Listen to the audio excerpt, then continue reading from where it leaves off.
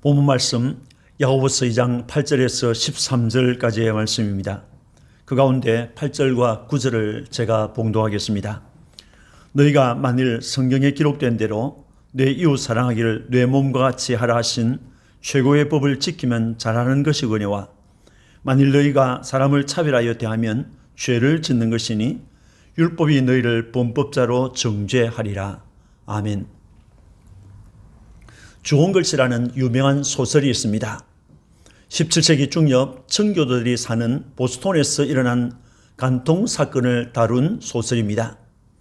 늙은 의사와 결혼했던 헤스터 퍼린이라는 젊은 여인이 남편보다 먼저 미국으로 건너와 살고 있었습니다.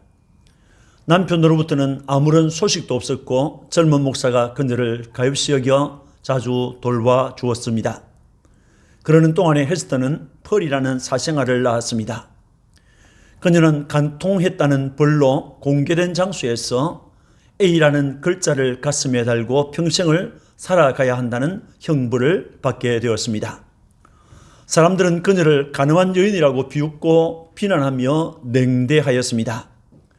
싱글맘이라 하여 오히려 격려하는 일이 많은 현대사회의 시각으로는 이해하기 어려울 수 있지만은 청교도 사회에서는 결혼한 여자에게 간음으로 일어난 일이었기 때문에 그녀는 부당 대우와 수모를 당했던 것입니다. 야고보서 2장에서 주의종 야고보는 사람을 차별하여 대하는 것과 업신 여기는 일을 하지 말라고 권면했습니다. 업신 여기는 것은 교만한 마음으로 남을 낮추어 보거나 하찮게 여기는 것을 말합니다. 교회 안에서 형제를 차별하는 것이나 업신 여기는 것은 결코 옳은 일이 아닙니다. 이렇게 차별하여 대우하거나 업신여기지 말아야 하는 것은 우리는 누구나 영광의 주 예수 그리스도를 믿는 믿음을 가진 형제들이기 때문입니다. 또 하나님께서 믿음에 부유하게 하신 형제요 하나님의 나라를 동일하게 상속받은 형제들이기 때문입니다. 이어지는 본문에서 야고보는 그리스도인들은 최고의 법을 따라 살아야 한다고 했습니다. 오늘은 최고의 법을 따라 살라는 말씀으로 은혜 받기를 원합니다. 그리스도인들에게는 최고의 법이 있습니다. 본문 8절에 너희가 만일 성경에 기록된 대로 내 이웃 사랑하기를 내 몸과 같이 하라 하신 최고의 법을 지키면 잘하는 것이거니와 라고 했습니다. 어느 사회든지 인간이 사는 사회는 나름대로의 지키며 살아야 할 규율과 규칙이 있습니다. 그래서 그들이 세워놓은 규칙이나 법을 어기면 죄인으로 취급을 받고 지탄의 대상이 되는 것입니다. 그처럼 기독교회에도 교회의 헌법이 있습니다. 이것은 교회와 성도들을 보호하고 질서를 유지하며 평안한 중에 하나님을 섬기게 하려는 데 목적을 두고 있습니다. 이 교회의 헌법은 기독교 신조를 바탕으로 하고 있고 신조는 하나님의 말씀인 성경을 바탕으로 하고 있습니다. 인간이 만든 규율이나 법은 인간의 경험을 바탕으로 한 것이고 인간의 동의를 얻어 만든 것이지만은 성경은 신적 권위에 의하여 주어진 것으로 우리 삶에 영원히 변치 않는 표준입니다. 법은 인간이 범하는 죄 때문에 만들어졌습니다. 하나님을 떠난 인간은 하나님의 법을 따라 살려고 하지 않습니다. 죄로 인하여 타락한 인간은 자신의 왜곡되고 삐뚤어진 욕망을 따라서 살아가려고 하는 것입니다. 야고보는 그리스도인들에게 최고의 법이 있다고 했습니다. 그리고 그리스도인들은 그 법을 따라 살아야 한다고 했습니다. 이 최고의 법은 성경에 기초하고 있습니다. 8절에 성경에 기록된 대로라고 했습니다. 성경은 하나님의 입에서 나온 말씀과 그가 행하신 일들을 기록한 책입니다. 성경은 하나님의 성령의 감동을 받은 하나님의 사람들이 하나님께 받아서 기록한 하나님의 말씀이 기록된 책입니다. 그 말씀은 우리가 믿을 대상으로서 하나님은 어떤 분인가? 그 하나님을 어떻게 믿어야 하고 또 세상에서 우리는 어떻게 살아야 하는가 하는 것을 가르쳐주고 있습니다. 성경은 그리스도인들에게 최고의 예배 원리와 최고로 고상한 생활의 원리를 제공해 주고 있습니다. 그리스도인들은 모든 삶의 원리를 하나님과 하나님의 말씀인 성경에서 찾아야 합니다. 본문 말씀에 나오는 대로, 성경에 기록된 대로라고 하는 말씀은 그리스도인들의 삶의 원리와 최고의 법이 하나님과 그의 말씀에서 나온 것이다 하는 것을 우리에게 증거하고 있습니다. 8절 말씀을 다시 봅니다. 너희가 만일 성경에 기록된 대로 내 이웃 사랑하기를 내 몸과 같이 하라 하신 최고의 법을 지키면 잘하는 것이거니와 라고 했습니다. 이 말씀은 최고의 법이 무엇인가를, 그 내용이 무엇인가를 우리에게 알려주고 있습니다. 인간은 마땅히 성경에 기록된 대로 최고의 법을 지키면서 살아가야 하는 것입니다. 여기에서 최고의 법이라는 말, 노모스 바실리코스라고 하는 이 단어는 왕적인 율법, 즉 왕이신 하나님이 통치하는 나라의 법이라는 말씀이 되겠습니다. 여호와는 내 이웃 사랑하기를 내 몸과 같이 하라고 한 계명이 최고의 법, 만왕의 왕이신 하나님의 법이라고 했습니다. 하나님께서는 레위기 19장 18절에 내 이웃 사랑하기를 내 자신과 같이 하라, 내 자신과 같이 사랑하라, 나는 여호와이니라고 했습니다. 주님께서 내 마음을 다하고 목숨을 다하고 뜻을 다하여 주 너희 하나님을 사랑하라 하셨으니 이것이 크고 첫째 되는 계명이요 둘째도 그와 같으니 내 이웃을 내 자신같이 사랑하라 하셨으니 라고 하셨습니다. 여기에서 두 가지 계명이라고 한 것은 하나님께서 모세를 통하여 이스라엘 백성에게 주셨던 10계명을 두 가지로 요약한 것이 되겠습니다. 그 10계명 가운데서 1계명에서 네 번째 계명까지는 하나님을 사랑하라는 것으로 요약할 수 있습니다. 또 다섯 번째 계명부터 마지막 10번째 계명은 이웃을 사랑하라라는 것으로 요약할 수 있습니다. 이렇게 요약한 두 가지 계명은 목숨과 마음과 뜻을 다하여 지키면서 살아야 한다고 했습니다. 바울은 온 율법을 내 이웃 사랑하기를 내 자신같이 하라 하신 한 말씀에서 이루어졌나니라고 하였습니다. 요한은 누구든지 하나님을 사랑하노라 하고 그 형제를 미워하면 이는 거짓말하는 자라고 했습니다. 보는 바 그 형제를 사랑하지 아니하는 자는 보지 못하는 바 하나님을 사랑할 수 없느니라고 했습니다. 우리가 이 계명을 주께 받았으니 하나님을 사랑하는 자는 또한 그 형제를 사랑할지니라. 하나님을 사랑하기 때문에 형제를 사랑해야 된다고 했습니다. 야고보는 본문에서 내 이웃 사랑하기를 내 몸같이 하라고 하신 이 계명을 가리켜서 최고의 법이라고 했습니다. 만왕의 왕 예수 왕의 법이라고 한 것입니다. 예수님은 이 두 계명이 온 율법과 선지자의 강령이라고 했습니다.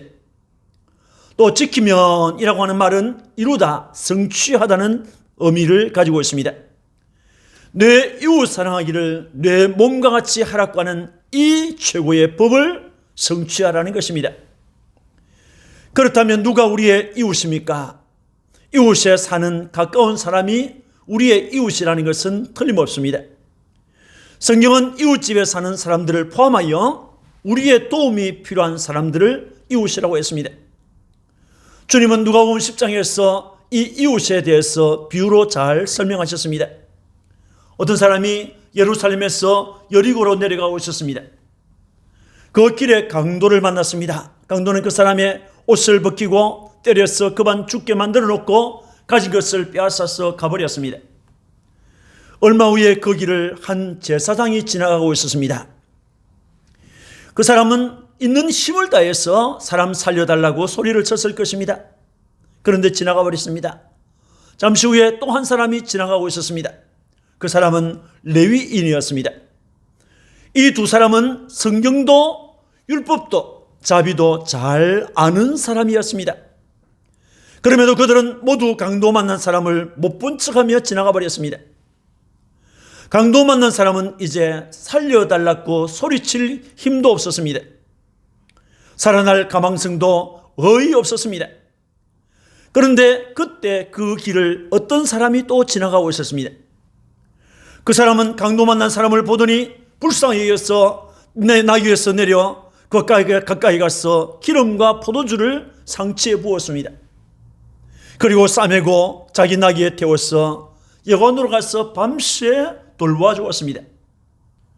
그리고 다음날 아침에 그 여관에서 떠나면서 여관 주인에게 돈을 주면서 이 사람을 잘 돌보아 달라고 부탁했습니다.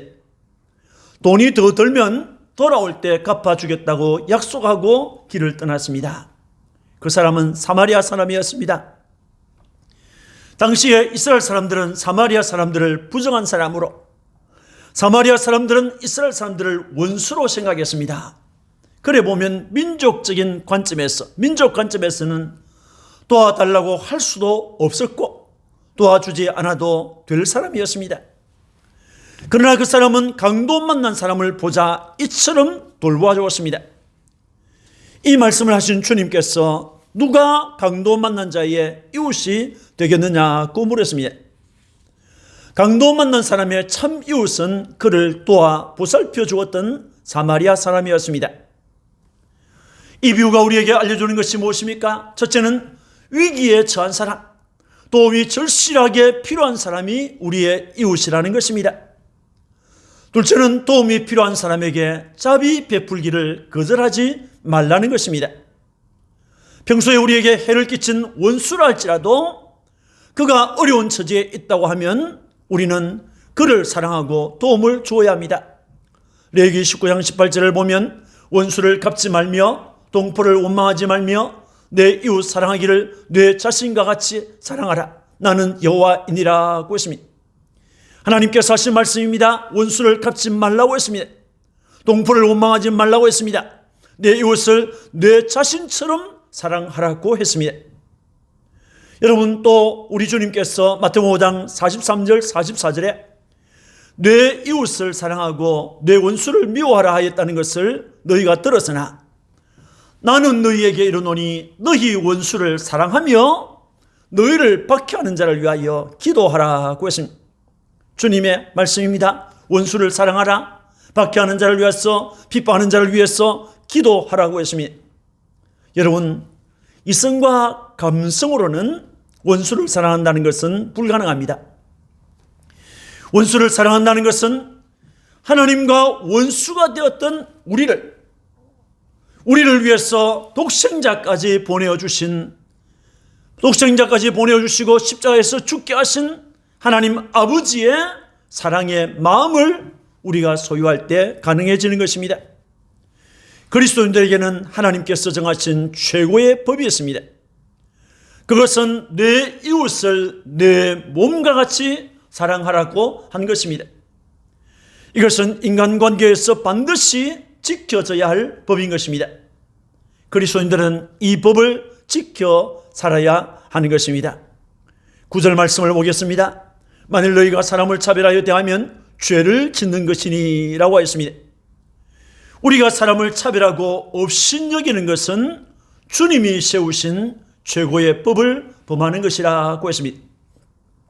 여기에서 차별하여 대하다 라고 번역된 헬라어 프로소폴롬프테오라고 하는 이 단어는 얼굴을 보고 취하다 또는 외모로 대하다 또는 사람을 편애하다 라고 하는 의미를 가진 단어가 되겠습니다. 사람들을 대할 때 편견을 가지고 대하거나 그 사람의 외모 조건을 보고 판단하는 일을 말하는 것입니다. 이렇게 하는 것은 최고의 법을 범하는 것이라고 했습니다. 9절 말씀을 다시 봅니다. 만일 너희가 사람을 차별하여 대하면 죄를 짓는 것이니 율법이 너희를 범법자로 정죄하리라고 했습니다. 우리는 앞에서 교회 안에 들어온 부자와 가난한 자를 대하는 교인들의 태도를 보았습니다. 부자에게는 높은 자리에 앉으시오 하면서 굽실거리고 가난한 사람에게는 거기 서 있든지 아니면 내 발등상 아래에 앉으라고 했다면 이것은 사람을 차별하는 것입니다.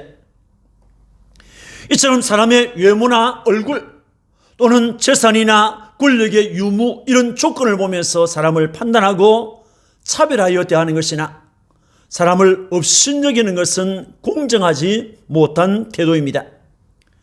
가난하고 힘없는 자, 도움이 필요한 자에게 도움을 주지 않을 뿐만 아니라 차별하고 업신여기는 것은 하나님께서 정하신 최고의 법을 어기는 것으로 죄를 짓는 행위가 됩니다.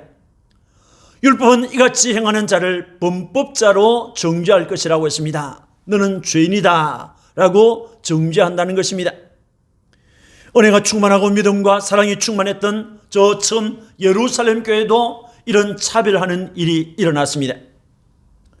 예루살렘 교회는 어려운 과부들이 많이 있었습니다. 과부들은 교회가 돌보아야 할 대상들이죠. 예루살렘 교회는 이들을 구제로 도왔습니다. 이것은 참으로 잘하는 일이었습니다.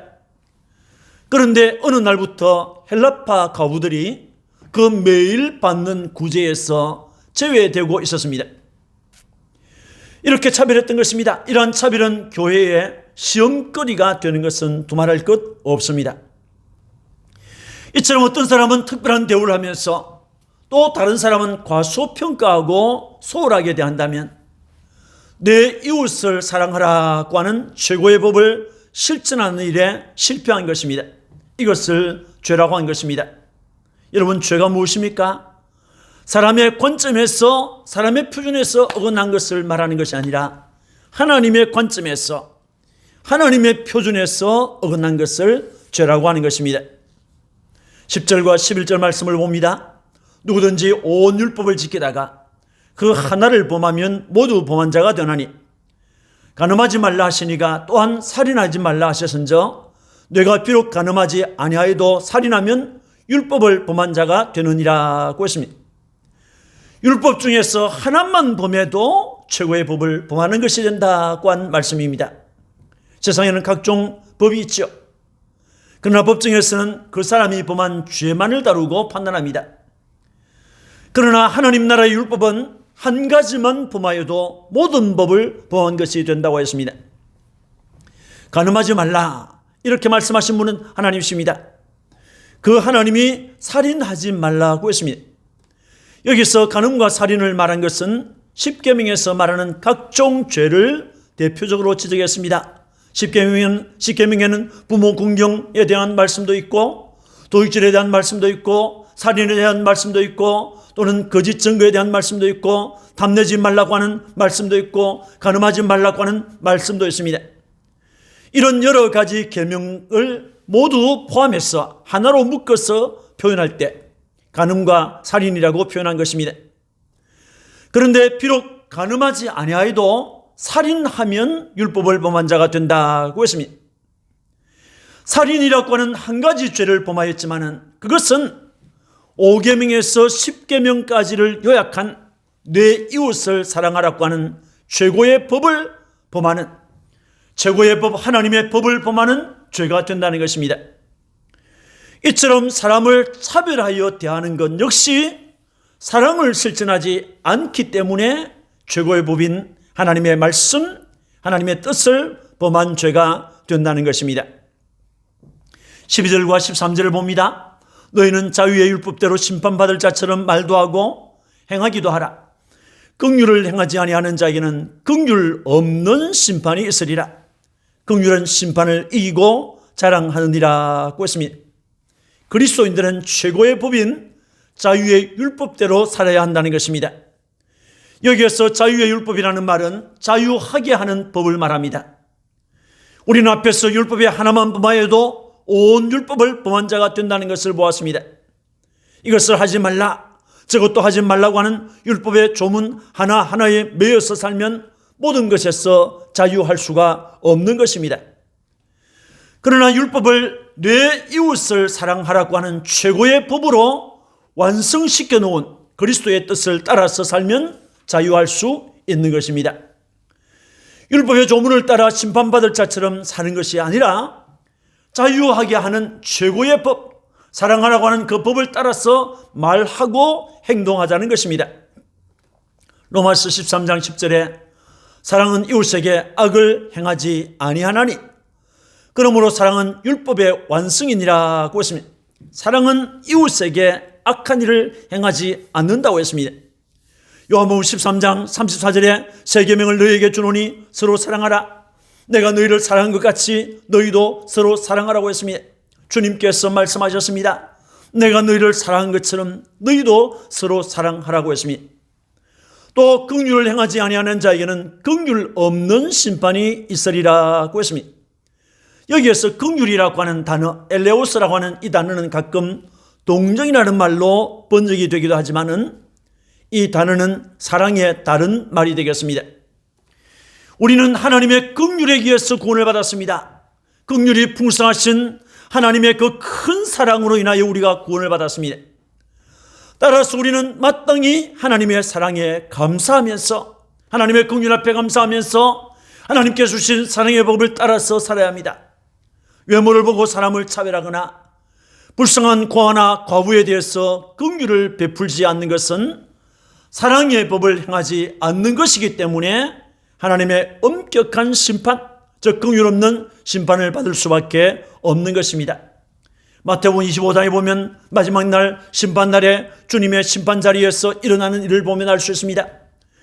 주님께서 그 악한 자들에게, 긍휼을 베풀지 않은 악한 자들에게 저 지옥으로 가라고 해서 마귀를 위하여 예비된 영영한 불에 들어가라고 심판을 했던 것을 볼 수 있습니다. 여러분, 야고보는 긍휼은 심판을 이기고 자랑한다고 했습니다. 하나님의 긍휼이 우리 죄에 대한 심판, 죄를 지은 우리를 사망이라고 하는 이 심판을 이겼듯이 우리가 베푸는 사랑도 죄를 이길 수 있는 것입니다. 그리스도인들은 하나님께서 베푸신 긍휼로 사망이라고 하는 심판을 이긴 것을 자랑할 수밖에 없습니다. 내가 하나님의 사랑에 의해서 이 사망으로부터 구원받았다는 것을 자랑해야죠.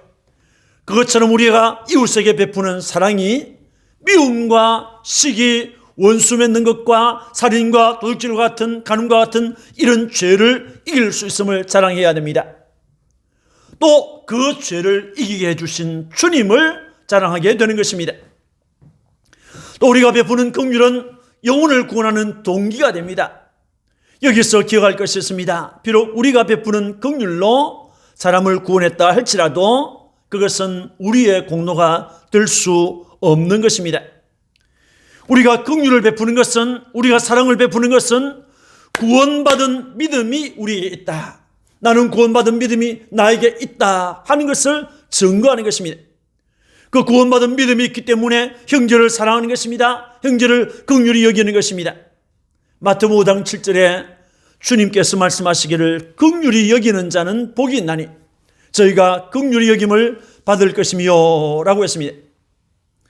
우리가 어떤 사람에게는 특별한 대우를 하면서 다른 사람에게는 차별하여 대한다면 내 이웃을 사랑하라고 하는 최고의 법을 지키는 것에 실패한 것입니다. 우리가 사랑 실천에 실패하면 우리는 죄를 짓는 것이 되고, 또 사랑 실천을 요구하는 율법은 사람을 차별하여 대한 우리를 향하여 범법자로 정죄할 것입니다. 그러므로 그리스도인들은 내 이웃을 내 몸과 같이 사랑하라고 하는 이 최고의 법, 자유하게 하는 법을 따라서 긍휼을 베풀며 살아야 하는 것입니다. 내 안에 긍휼이 있을 때 형제를 구원할 마음이 생기고, 내 안에 긍휼이 있을 때 구원을 위해서 기도하게 되고, 내 안에 긍휼이 있을 때 구원하기 위해서 말을 하게 되고, 그 긍휼의 마음이 있을 때 사랑을 베풀 수가 있는 것입니다. 다른 사람을 긍휼히 여기지 않으면서 나는 하나님 앞에 긍휼을 받겠다라고 하면 그것은 모순이 아닐 수 없는 것입니다. 사랑하는 성도 여러분, 우리는 수많은 차별과 혐오가 있는 세상에 살고 있습니다. 남녀의 차별은 물론 외모에 대한 차별, 학벌에 대한 차별, 장애자에 대한 차별, 비정규직이라고 하는 이름으로 행해지는 차별, 외국인 노동자에 대한 차별, 지역에 따르는 차별, 사회적 약자를 돕는 시설을 혐오 시설이라고 말하는 등 각종 차별과 혐오가 있는 세상에서 차별을 당하기도 하고 또 다른 사람을 차별하며 살고 있습니다.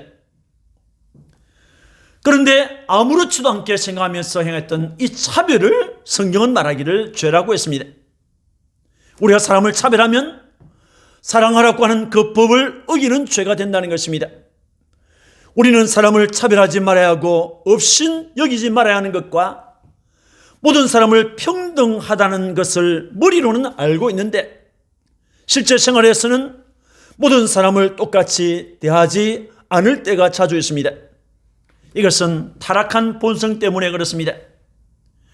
이것을 극복할 수 있는 길은 내 이웃을 내 몸과 같이 사랑하라고 하신 최고의 법, 예수 왕의 법을 따라서 살면 가능해지는 것입니다.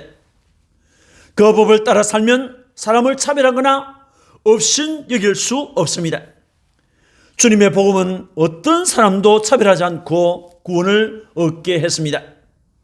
그래서 사람을 여물어 보지 말고 오히려 긍휼로 사람을 대해야 합니다. 주님이 세우신 최고의 법, 사랑하라고 하는 이 법을 따라서 이웃을 사랑하면서 복음을 전하면서 축복하면서 살아가는 여러분이 되시기를 주님의 이름으로 축원합니다. 아멘. 기도하겠습니다. 하나님 아버지, 주님의 은혜를 감사합니다. 오늘 우리는 이 시대에 수많은 차별과 혐오가 있는 세상에서 살고 있습니다. 이 모든 차별과 혐오하는 세상에서 우리도 차별을 당하기도 하고 또 우리도 남을 차별하면서 살 때가 있습니다. 주님, 지난날에 그랬던 것은 용서해 주시기를 원합니다. 주님, 아무렇지도 않게 생각하면서 행동했던 차별이 죄라는 것을 오늘 말씀을 통해서 들었습니다. 우리는 사람을 차별하지 않기를 원합니다. 업신여기지 않기를 원합니다. 모든 사람을 사랑하기를 원합니다. 주님, 우리에게 힘을 주옵소서. 내 이웃을 내 몸과 같이 사랑하라고 하는 이 최고의 법, 예수 왕의 법을 따라 살아가는 믿음의 사람들이 되도록 힘을 주시고 능력을 더하여 주옵소서. 주님, 이 사랑을 가지고 형제를 구원하기 위해서 기도하고 또 눈물을 흘리면서 애를 쓸 수 있는 믿음의 사람들이 되도록 은혜를 베풀어 주옵소서. 주님의 말씀을 들은 주의 종들이 한 주간 세상에서 정말 말씀대로 살고자 몸부림치도록 도와주시고 그렇게 몸부림치는 성도들에게 주여 복을 허락해 주옵소서. 건강 주시고 지혜 주시고 이 어려운 세상 속에서 승리하면서 살아가도록 주님께서 도와주시옵소서. 오늘 주님 앞에 드리는 우리의 찬송, 우리의 감사, 우리의 헌신, 우리의 예물, 우리의 찬송 기쁘게 다 받아 주옵소서. 구주 예수님 이름으로 기도하고 축복합니다. 아멘.